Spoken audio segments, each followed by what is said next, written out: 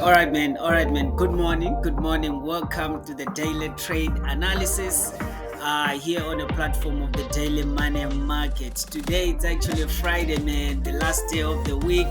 Trust me, there've been a lot of things that are actually, happening in the morning, and we are 9 minutes away to the London session open. Sitting at 09:51 South African time at the moment. We are actually 9 minutes away to London session to be open. So, of course, in terms of the daily trade analysis that we do each and every day, we always wanted to actually look into the market and see how actually the market is performing at particular times. So, without wasting time, let's check how the fundamentals of the day, how they're actually looking, and again then we're gonna come back and see in terms of the market volatility actually it's actually performing. So I'm seeing a great opportunity here. Okay, all right, so let's go. In terms of the high impact volatility today, all right, I'm looking at Friday, March the 1st. Japanese yen, they had, an early AM in Asian session, they had an employment rate. Also, again, later in AM as well, Sydney session, there was governor of New Zealand speaking. Again, there was manufacturing PMI from China that we actually see. And moving on all the way to 12 p.m. today, there's a core CPI flash estimation year to year from Europe coming, as well as again CPI flash estimated year to year as well from Europe.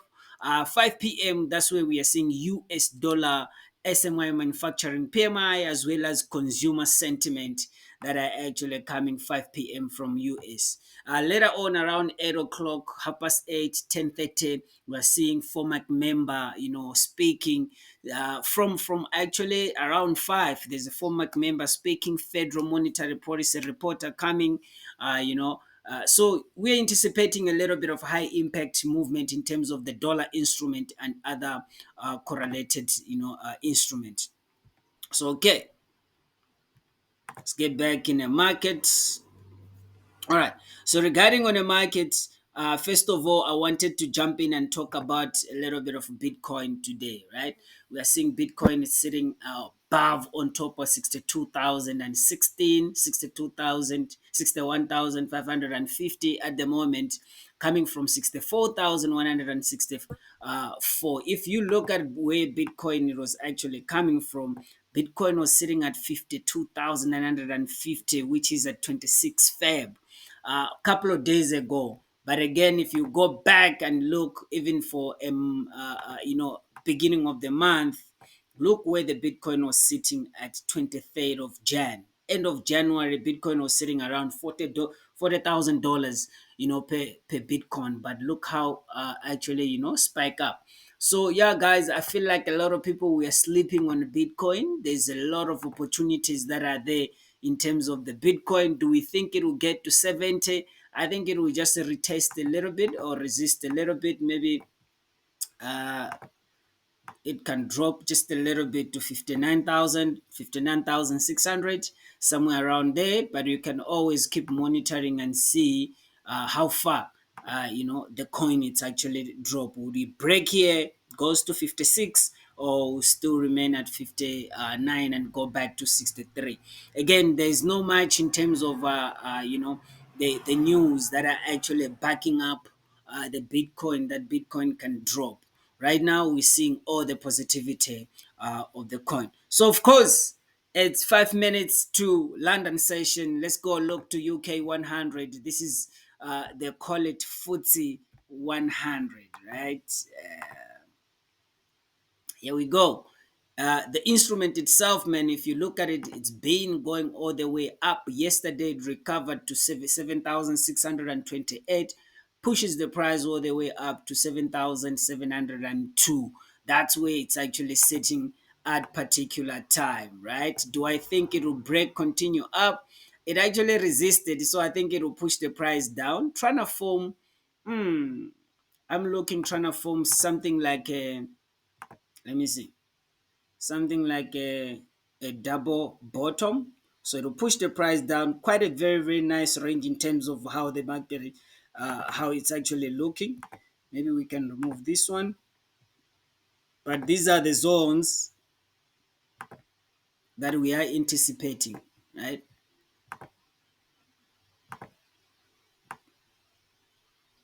Right. So it pushes the price, come here, breaks, go here, breaks, go to 7,600. Sometimes it can just, turn from here and pushes the price all the way up. But you can see it's quite some move that we are actually anticipating to start in 4 minutes time at the moment. 4 minutes time.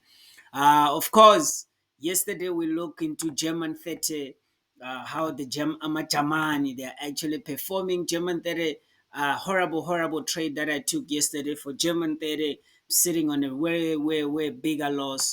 But I'm actually anticipating the market actually to drop from today. There's no much in terms of Europe that will continue give the positivity of German 30. Of course, yesterday we saw the consumer sentiment coming on from US. We saw the GDP coming on from US, GDP coming on from Australia. So these are a CPI coming on from German. So these are the information, the additional information that actually give us a little bit of positivity to say that, okay, this is how the market is going to perform. But today, anticipation to it's a little bit of a drop. It pushes the price maybe to 17,659, somewhere around there. Maybe if we recover on here, might be very, very better for ourselves. Couple of pips that you can take. If it breaks, then another position estimated to actually come is today. But I still think that at some point, German data will need to come to this position because of the gap that was created on the 28th of Feb, somewhere around here. Of course, it recovered, but not fully recovering. So we need somewhere around recovering of this instrument to this level. Of course, it might be the long trade, but definitely a very, very positive trade that we can look forward for us to actually jump in the market. All right. If we look at gold again yesterday, it's spiking up because of consumer sentiment. All the way pushes the price up and it's been actually play around on a 2040. What are we anticipating today? It's a recovery of gold, man. Today we're seeing the gold to recover. Of course, I thought maybe I'm gonna make money yesterday with God, but it actually take me to really, really great loss. But I'm not worried. I think the price will actually recover this volatility that happened yesterday and come back then. And it's also a move that you can be able to actually jump in and collect some money out of it. So yeah, man, that's how I'm looking in terms of the god at particular time, right? All right, let me just get some water.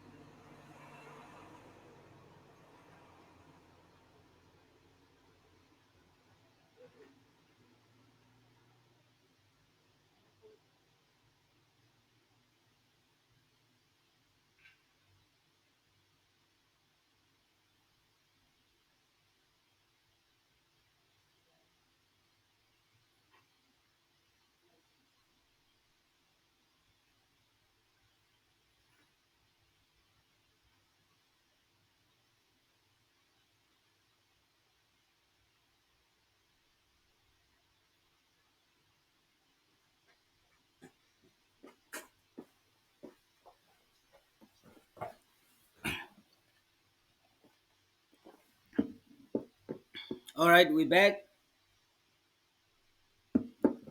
So this was gold that we're actually watching, but definitely today again there's a little bit of volatility in terms of the dollar instrument. So when it comes to let's look into USDX before we go. So this is the dollar index. This is actually measures, this is the instrument that measures the value of a dollar. So it's very, very important to pay attention on this type of instrument. If you look at it, look at how the volatility has been performing, sitting at 104. This is actually higher. When a dollar index is sitting at 104, we should always know that it's really, really, higher in terms of the volatility. So, okay, anticipating maybe somewhere around here to push the value a little bit. All right. So once it pushes the value a little bit, and now we're gonna go and trying to pay attention on the NAS100 as well as US30. We saw US30 pushes the price yesterday, shooting all the way up, didn't come back, down. Okay. These are the spaces that we are anticipating to recover when it comes to NAS 100. So pretty much today it's a recovery day of a lot of instrument that will end up on a high or end up on a positive, gain a little bit of percentage in terms of the share value. Look at NASDAQ sitting at 18,112, coming from 17,493. This is really, really, really high position when it comes to NASDAQ, right? And when it comes to US30 as well, I think we're gonna see the same type of habit. Again, it's been at 39,000, almost touching to 40,000. But again, it's a nice setup. If you actually pay attention on the US30 as well, you might actually making some really, really good profit. I don't understand what's going on with my. Okay, these are first target position. Again, this will be another target position that we are anticipation. So yeah, pretty much the recovery day in terms of the instrument, in terms of the US instrument, and in terms of as well the euro instrument as well. We're seeing a lot of things actually happening. The global, or the global politics, it's actually affecting actually the price of oil. We see again in terms of Hamas and actually Israel, the war, it's still going on. There's a lot of things. Sanctions are being pushed to Russia. Things are very, very spectacle at the moment, very shaky in terms of the global price. But what I like most is the investors. They're actually trying to make sure that they keep the price and a very, very positive. So a lot of things are getting positive. FTSE 100 gain like 5%, industrial gain like 5%, real estate gain like 0.91%, travel and leisure gain like a 2%, the automobile companies gain like a 6%, technology companies gain like a 10%. So things are going good. Things are going good. The economists, the companies, they're making sure that everything is on a par. These are the best performing European sectors at the moment. Technology, 10% of gains, auto, and so on. The worst performing European sector now, it's insurance, which is they're still on a positive 0.47%. Utilities positive at plus 0.55. Telecommunication positive at 0.44. Healthy, the gain again, but not that much in terms of Europe. So you can see a lot of things in Europe. The only thing that is pushing up is technology, because of the birth of AI and so on and so forth. So yeah, man, it's opening session of of London session. Here it is, the volatility that I was talking about. So right, thank you very much.